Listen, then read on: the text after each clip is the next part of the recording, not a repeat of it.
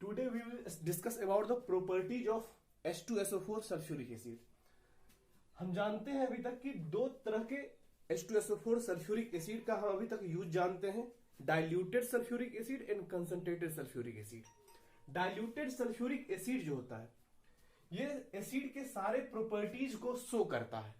First of all we will study about the sulphuric acid का पहला property कि जब सल्फ्यूरिक एसिड मेटल के साथ रिएक्शन करता है, कोई भी एसिड मेटल के साथ जब रिएक्शन करता है तो फॉर्म करता है सॉल्ट प्लस लिबरेट करता है हाइड्रोजन गैस। तो जब सल्फ्यूरिक एसिड ये मेटल जिंक के साथ रिएक्शन करेगा तो क्या फॉर्म करेगा, इस जिंक का सल्फेट सॉल्ट प्लस लिबरेट करेगा गैस हाइड्रोजन। यहां पर दूसरा एलिमेंट अगर सोडियम लेते हैं, सोडियम प्लस H2SO4 एक्वस, ये क्या करेगा, तो ये रिएक्शन करेगा और बनाएगा क्या, Na2SO4 सोडियम का सल्फेट सॉल्ट प्लस लिबरेट करेगा हाइड्रोजन गैस। ये ध्यान देना है कि जो मेटल हम यहां पर यूज कर रहे हैं वो मेटल एक्टिविटी सीरीज में हाइड्रोजन से ऊपर होनी चाहिए। Metal which placed above hydrogen in activity series react with acid, और किस तरह के एसिड, तो diluted acid, because diluted acid forms H plus ion to form salt and liberated hydrogen gas. जो भी एसिड एक्टिविटी सीरीज में जो भी मेटल एक्टिविटी सीरीज में हाइड्रोजन से ऊपर होगा वो क्या करेगा, सल्फ्यूरिक एसिड के साथ रिएक्शन करेगा और रिएक्शन करके फॉर्म करेगा सॉल्ट और लिबरेट करेगा हाइड्रोजन गैस। अब यहां से आइडेंटिफिकेशन क्या है कि वो गैस जो लिबरेट कर रहा है वो हाइड्रोजन ही है। तो हम क्या करेंगे, एक जलती हुई मोमबत्ती, when a burning candle are bring near to the gas, इस लिबरेटेड गैस के नजदीक जब हम जलती हुई कैंडल लाते हैं तो ये कैंडल पॉप साउंड के साथ बर्न करता है। पॉप साउंड के साथ बर्न करता है, अगर कोई गैस पॉप साउंड के साथ बर्न करे तो हम ये समझ जाएंगे कि ये गैस जो है ये हाइड्रोजन है। नाउ व्हेन सल्फ्यूरिक एसिड, वो भी सल्फ्यूरिक एसिड किस टाइप का, तो अक्वस sulphuric acid react with metal carbonate और मेटल हाइड्रोजन कार्बोनेट और metal bicarbonate, carbonate CO3 2- and metal carbonate या फिर मेटल हाइड्रोजन कार्बोनेट HCO3-। जब एसिड मेटल कार्बोनेट या फिर मेटल हाइड्रोजन कार्बोनेट बोले, मेटल बाइकार्बोनेट बोले या फिर मेटल एसिड कार्बोनेट बोले, तो एसिड जब मेटल बाइकार्बोनेट या फिर मेटल कार्बोनेट के साथ रिएक्शन करता है तो देता क्या है, सॉल्ट, लिबरेट करता है CO2 gas plus H2O। When H2SO4 aqueous react with Na2CO3 sodium carbonate formed Na2SO4 यानी कि सोडियम का सल्फेट सॉल्ट फॉर्म करेगा, लिबरेट करेगा एक गैस जो है CO2 प्लस फॉर्म करेगा water. Similarly when H2SO4 sulphuric acid कैसा, तो डाइल्यूटेड एक्वस, रिएक्शन करेगा पोटेशियम हाइड्रोजन कार्बोनेट यानी कि मेटल हाइड्रोजन कार्बोनेट के साथ, फॉर्म करेगा क्या, पोटेशियम का सल्फेट सॉल्ट, पोटेशियम का sulphate salt plus CO2 gas plus H2O। Identification of CO2 gas, जो यहां से गैस लिबरेट हो रहा है वो CO2 ही है। इसका आइडेंटिफिकेशन क्या है, इसका आइडेंटिफिकेशन है it turns lime water milky. ये क्या करता है, लाइम वाटर यानी कि CaOH का होल ट्वाइस कैल्शियम हाइड्रोक्साइड के साथ जब रिएक्शन करता है CO2 तो फॉर्म क्या होता है, फॉर्म होता है CaCO3 calcium carbonate plus H2O। ये कैल्शियम कार्बोनेट जो होता है मिल्की इन कलर होता है।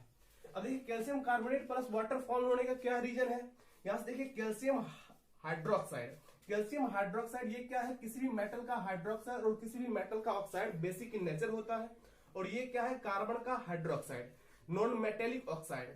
मेटेलिक ऑक्साइड और हाइड्रोक्साइड बेसिक इन नेचर होता है, जबकि नॉन मेटेलिक ऑक्साइड ये एसिडिक इन नेचर होता है।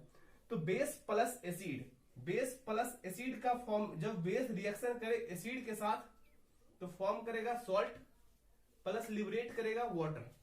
तो ये क्या करता है, जब लाइम वाटर के साथ रिएक्शन करता है, when CO2 react with lime water formed a milky coloured compound, यानी कि it turns lime water milky.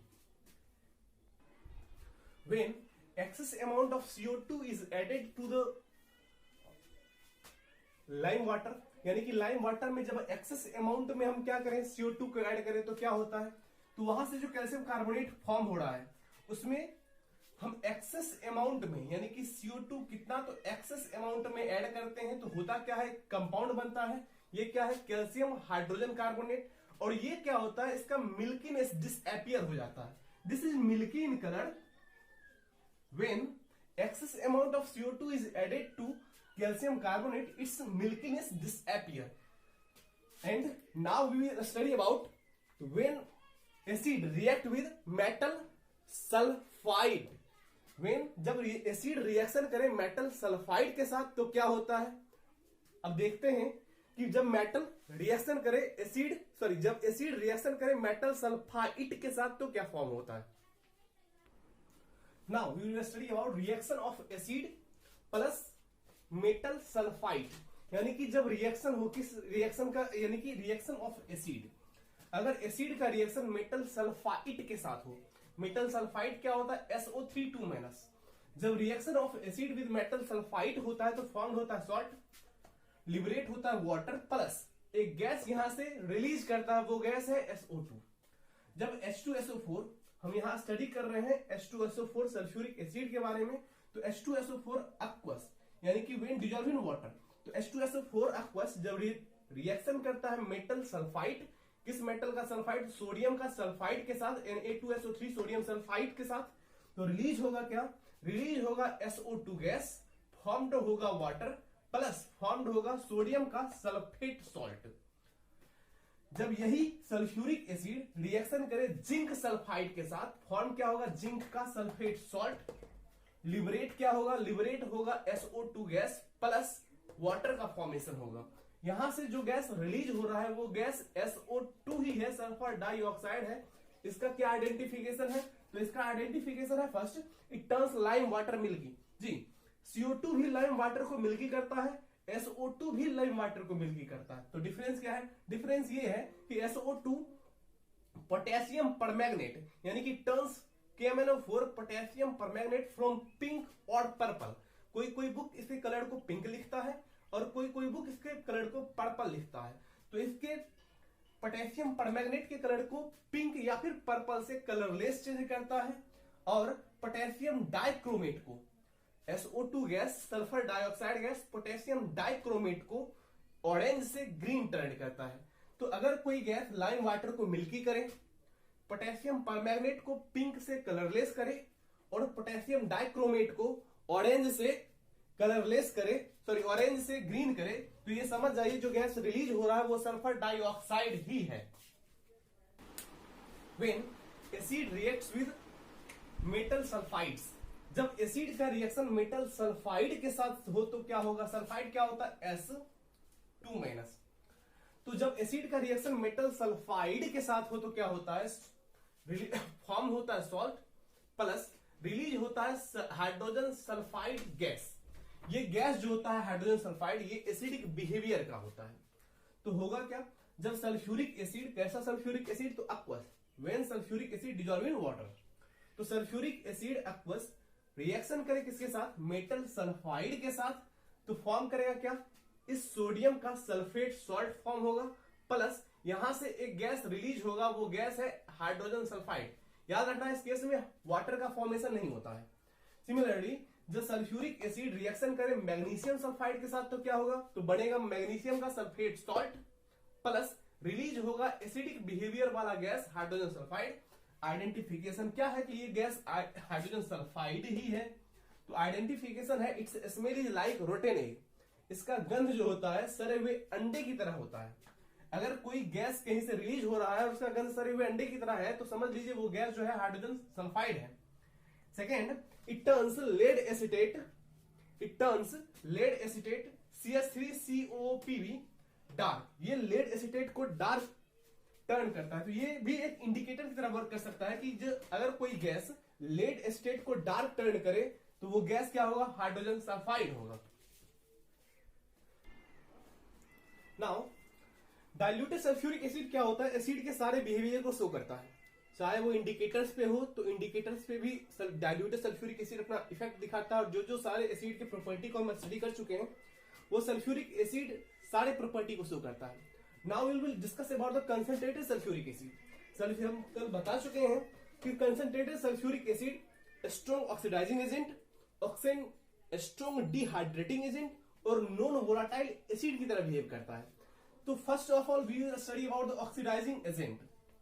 जब concentrated sulphuric acid oxidising agent की तरह बिहेव करे तो देखिएगा यहां से कार्बन जब non metal in the presence of concentrated sulphuric acid non metal का ऑक्सीडेशन होता है तो क्या फॉर्म होता है। जब कार्बन का in the presence of concentrated sulphuric acid इसका ऑक्सीडेशन होगा तो फॉर्म होगा CO2 plus SO2 plus H2O। Similarly जब सल्फर का in the presence of strong oxidising agent H2SO4 concentrated के प्रेजेंस में इसका ऑक्सीडेशन होता है तो फॉर्म होता है sulphur dioxide gas plus H2O। Similarly phosphorus का जब strong oxidising agent concentrated H2SO4 के प्रेजेंस में रिएक्शन होता है तो फॉर्म होता है H3PO4 यानी कि phosphoric acid plus sulphur dioxide gas plus water. अब ये बड़ा इंपॉर्टेंट है कि जब हाइड्रोजन सल्फाइड ये एसिडिक बिहेवियर का होता है तो इसका रिएक्शन जब कंसंट्रेटेड सल्फ्यूरिक एसिड के प्रेजेंस में इसका रिएक्शन हो तो ऑक्सीडाइजिंग एजेंट ऐसा सब्सटेंस होता है जो किसी भी सब्सटेंस को ऑक्सीजन सप्लाई करे या फिर उसमें से हाइड्रोजन को रिमूव कर दे। तो यहां से ये हाइड्रोजन को रिमूव कर देता है तो बनता क्या है, ये सल्फर प्लस H2O। तो ये है कंसंट्रेटेड ऑक्सीडाइजिंग सल्फ्यूरिक एसिड का work as a oxidising agent. जब कार्बन होगा तो in the presence of concentrated sulphuric acid ये कार्बोनिक एसिड में टर्न करना था, बट कार्बोनिक एसिड क्या होता है, बहुत ही वीक एसिड होता है। It will dissociated into CO2 plus H2O। Similarly S plus H2SO4 यहां पर सल्फ्यूरिक एसिड फॉर्म होना था बट यहां पर सल्फ्यूरिक एसिड से ही इसका रिएक्शन है तो सल्फ्यूरिक एसिड फिर फॉर्म नहीं होगा SO2 प्लस H2O। यहां पर रिएक्शन बैलेंस कर लेना है। प्लस फास्फोरस का अगर इन the presence of concentrated sulphuric acid reaction हो तो ये इसको ऑक्सीडाइज करेगा, फॉर्म करेगा H3PO4 phosphoric acid plus release करेगा SO2 गैस प्लस फॉर्म करेगा वाटर।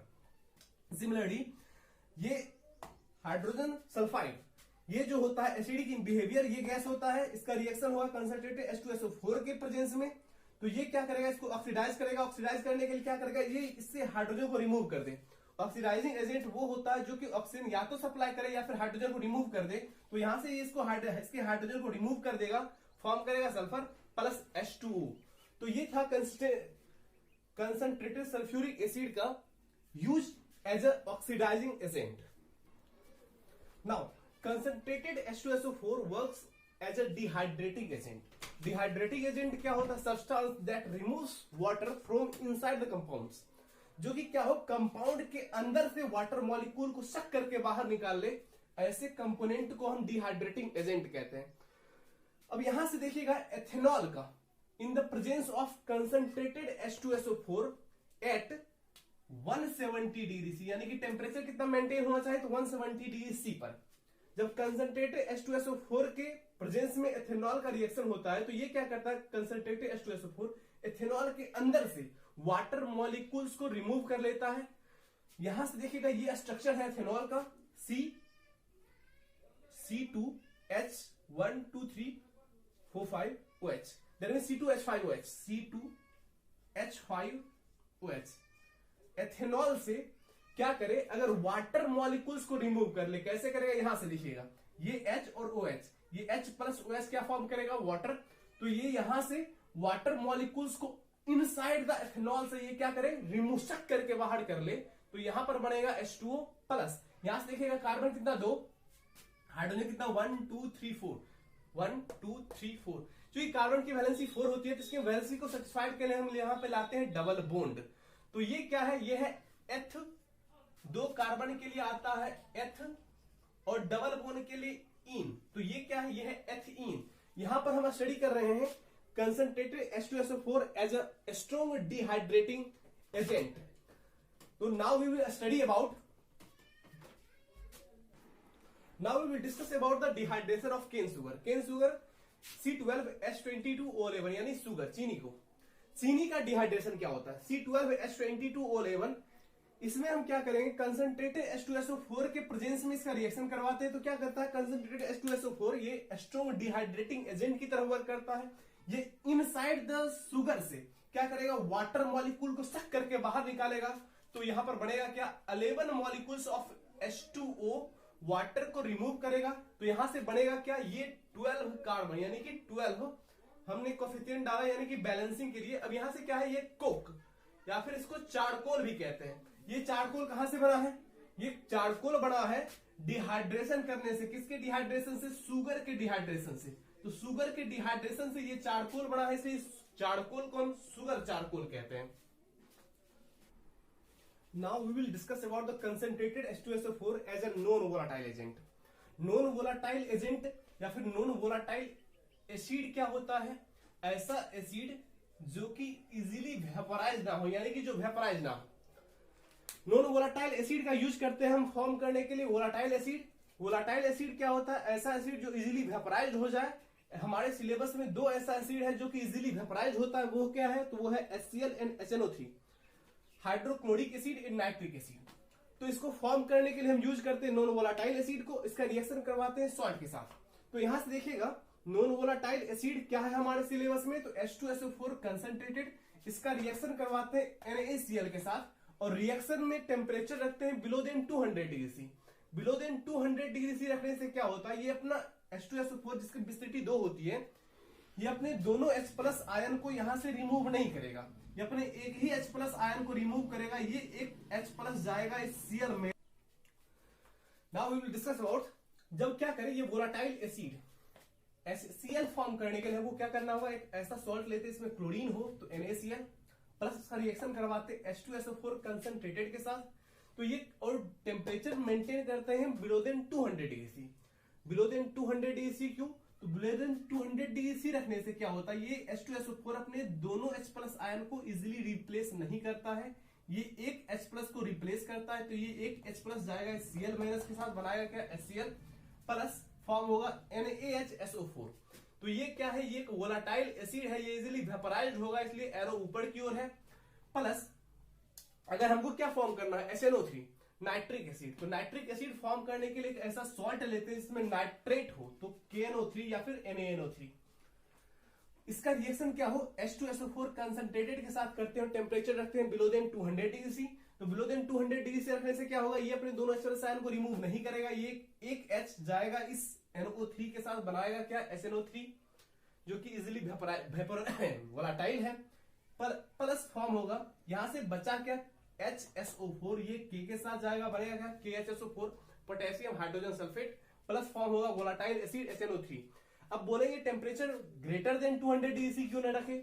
अगर temperature greater than 200 degree C रखते हैं तो ये कंसंट्रेटेड H2SO4 अपने दोनों H+ आयन को रिमूव कर देता है, और दोनों H+ आयन को रिमूव करने से बनता क्या है, इस केस में बनेगा Na2SO4, दोनों केस में। तो ये Na2SO4 हमको नहीं बनाना है। क्यों नहीं बनाना है, ये Na2SO4 जो होता है ये हार्ड क्रस्ट सब्सटेंस होता है। Hard crust substance, hard crust substance क्या होता है, ऐसा सब्सटेंस जो कि जिस कंटेनर में बन रहा है उस कंटेनर के वॉल से जाके स्टिक कर जाता है, उसको खुरच खुरच के बाहर निकालना पड़ता है, जिससे कि क्या होता है, रेट ऑफ रिएक्शन स्लो हो जाता है। सेकेंड क्या होता है कि जब हम टेम्परेचर हाई रखते हैं तो ये पॉसिबल है कि हमारा एपरेटस, जिस एपरेटस में रिएक्शन परफॉर्म हो रहा है वो एपरेटस ब्रेक डाउन कर जाए।